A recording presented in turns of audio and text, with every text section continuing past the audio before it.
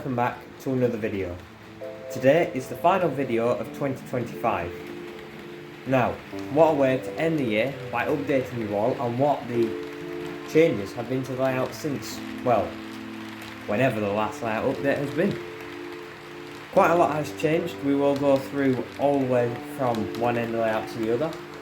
And I've said the primary thing you can probably see in the background is that the depot has changed. I'll go through that and show you what has changed, what I used to do it, and etc. Without further ado, let's get straight into having a look at what's changed the layout since last time we had a look.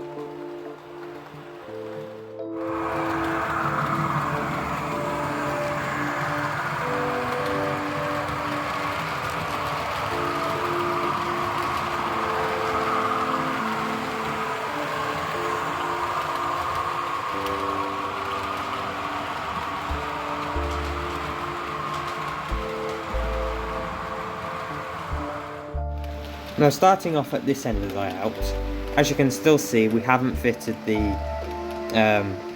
back seam for this end, which has meant that this tunnel pole is still just sat there, and as you can see is actually being held up by one of the side bits for the tunnel. Now, obviously, as I mentioned in past layout updates, this tunnel portal had to be moved forwards because, as you can see, the hill actually is here, but it actually ends past the tunnel.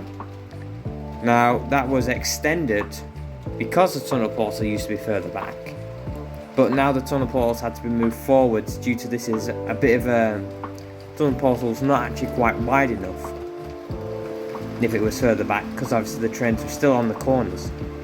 Now, me personally, these longer carriages like the Mark 3s, Mark 4s, Mark 5s, they're still coming around the corners and are pretty tight up to the tunnel, so I may have to move that forward yet again. But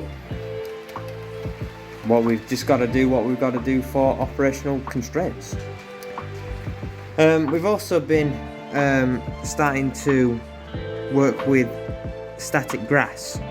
Now, you can't see much of it here because we've only done one layer, but it is a start. Just basically giving it a bit more depth compared to just the basic scatter grass that we put down on the initial run. We also now have these big lights, so we've got one here and then one over there.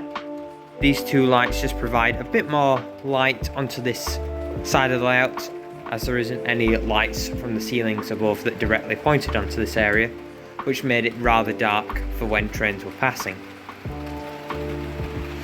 Moving on, we move over to here, and yet again this hillside over there also has static grass on. There is two types of static grass. There is a more shorter one on the back behind the wall, and then there is a more longer one used on this side. Now, I've said we need to get more different types of static grass and start layering it over to really make the grass look more effective, and start adding some other things like bushes, hedges, all etc. But it is a start, and you can't get anywhere without starting.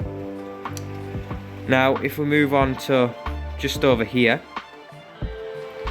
there has been a change with adding some of their more brown, dirtier ballast in between this head shunt here and the main line there.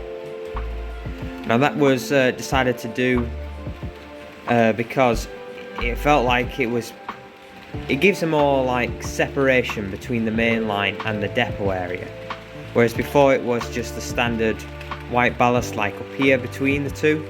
It is now a more muddy area, which will be more weathered in future, but as I said before, it does give a nice separation, showing that this is a different area, and also gets a bit more grimy.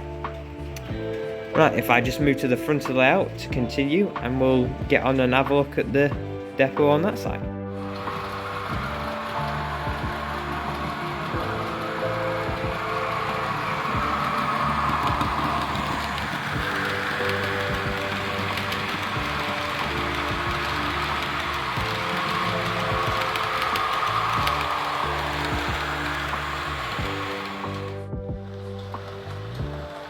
So yeah, again, just before we move on, you can see now much better the separation with the mud that now goes right around this head shunt, separating the two, as I said.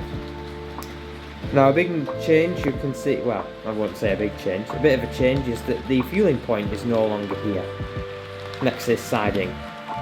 Now that is because I've been working on recently my new look for my locomotive depot.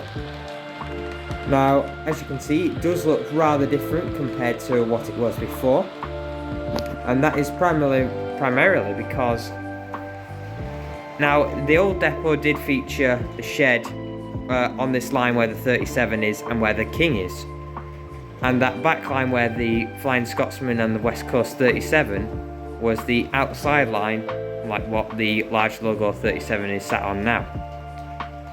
Now, I didn't quite like that format because the backline was always rather dark and tight, with it being so close between the depot building and the back scene.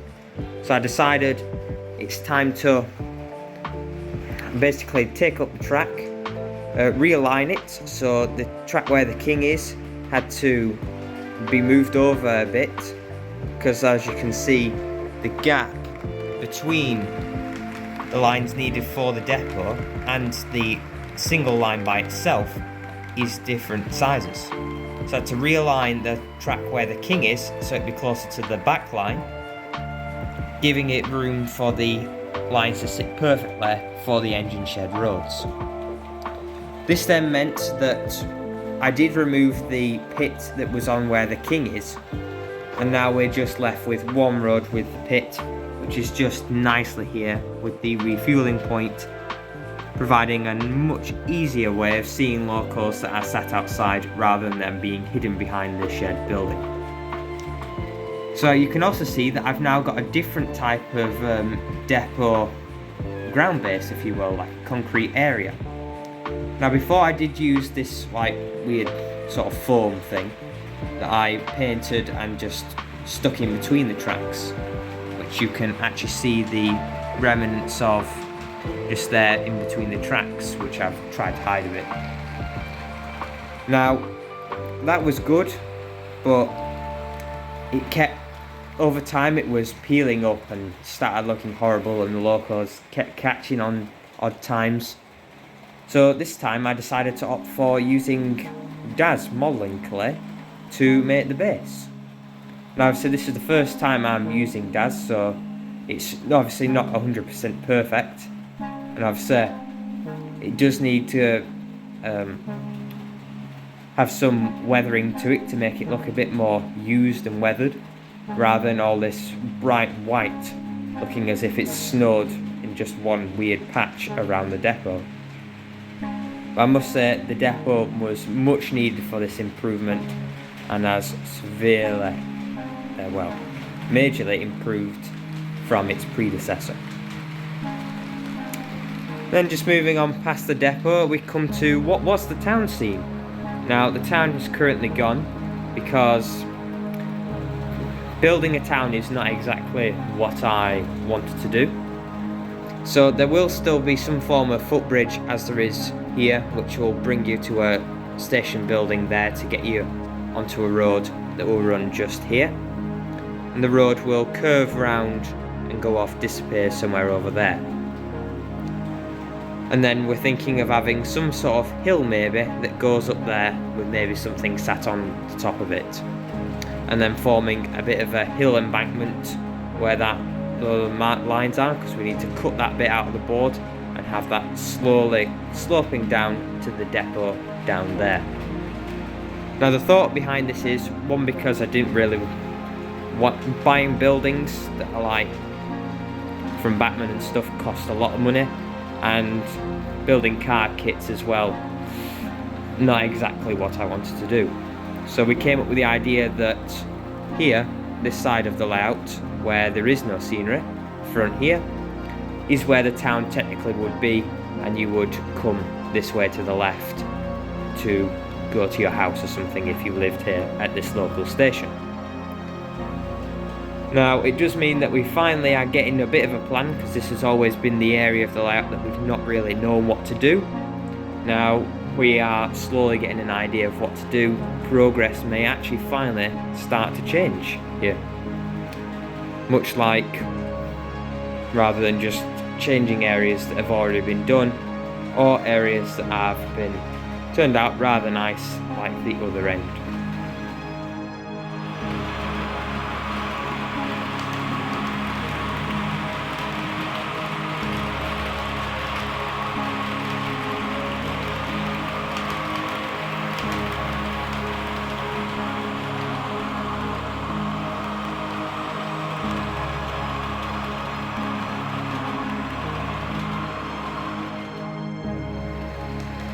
And that was today's layout update video. I hope you guys have enjoyed and have considered liking and subscribing this video and the channel to keep well informed and updated on future developments of this layout. And yeah, I hope you all have a happy new year and wishing you all the best. Thank you for watching. See you in the next one. Bye.